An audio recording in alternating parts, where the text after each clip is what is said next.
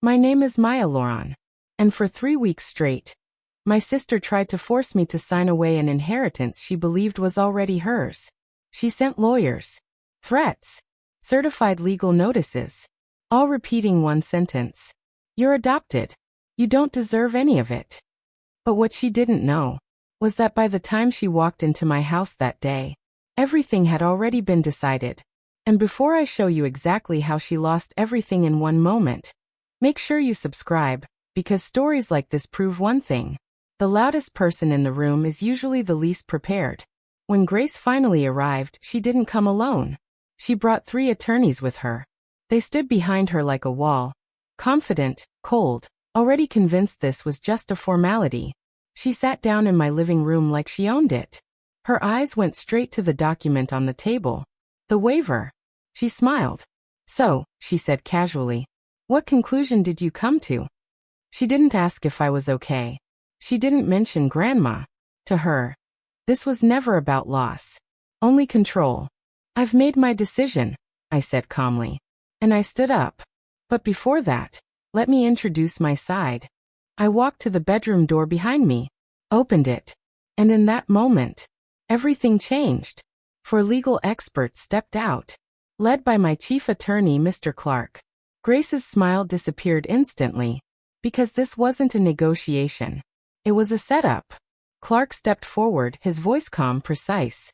We have reviewed every document you've sent over the past 3 weeks. Grace's lead attorney tried to recover quickly. Good. Then this should be simple. By law, inheritance belongs to blood relatives. That argument is irrelevant. Clark cut him off. And just like that, their confidence cracked. He tapped his tablet. The screen lit up behind him. Let's start with what you believe, he said. The $1.2 million domestic estate. Grace nodded immediately. Yes, that belongs to me. Clark paused, then said something that froze the room. That amount represents less than 8% of the total assets. Silence. What? Grace whispered. Clark didn't raise his voice. The full estate value exceeds $15 million. The number hit like a shockwave. Grace's attorneys leaned forward instantly, scanning the documents. Because this was no longer a small fight, they had stepped into something much bigger. But they still tried.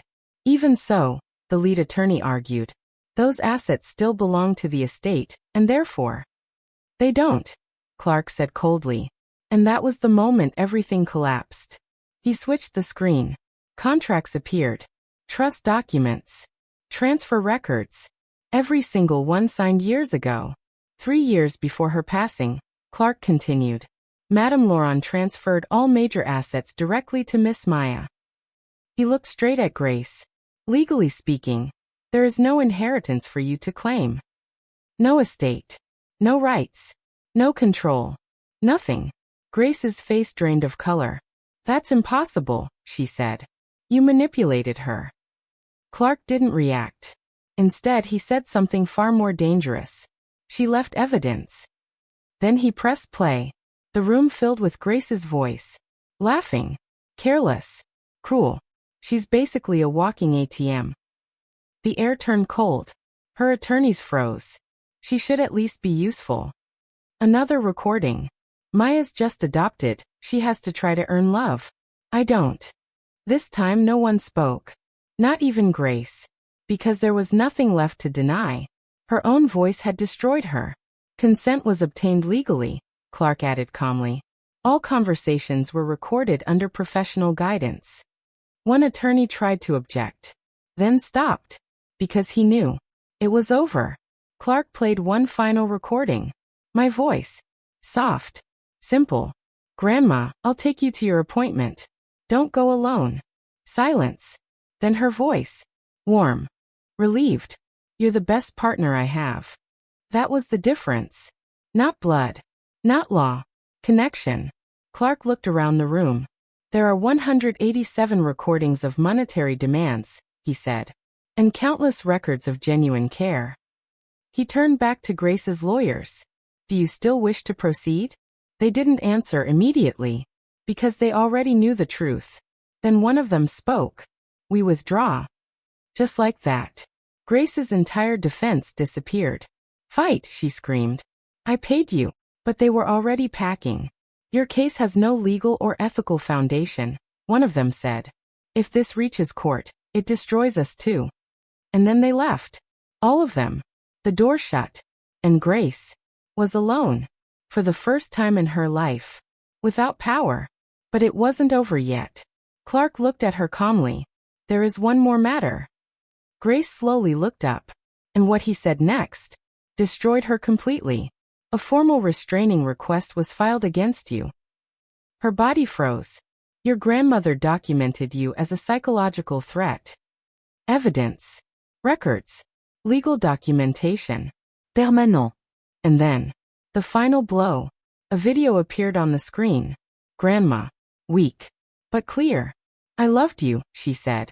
But you stopped seeing me as family, and started seeing me as money.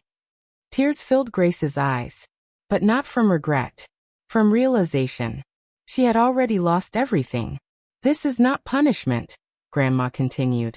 It is the last form of love I can give you. Silence filled the room. Heavy.